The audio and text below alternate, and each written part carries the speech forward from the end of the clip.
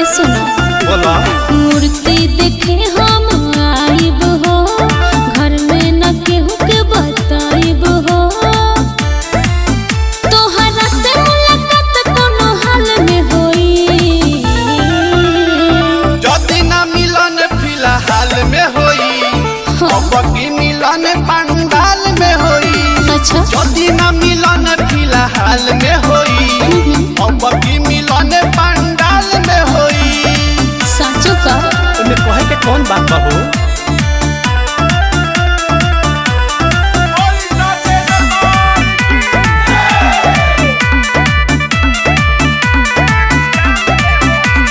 पूजवा के थाली लेके आई हम हाथ में, चिन्ह ली हो जानू हम सखिया के साथ में।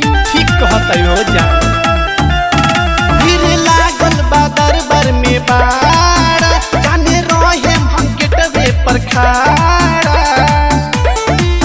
पूजा करे में भेंट यह साल में होई, जदी ना मिलन फिलहाल में होई, अब की मिलन पंडाल में होई।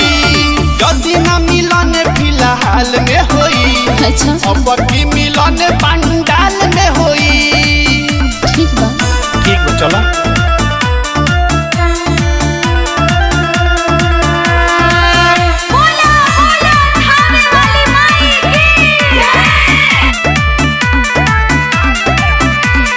गौआ में होता वे माई के पूजन हो, दुनू जना धल जाई माई के चरण हो। सही कहतर वे जान पूजा करतानी दुनु हाथ जोड़ी, समैया लगा दी जोड़ी।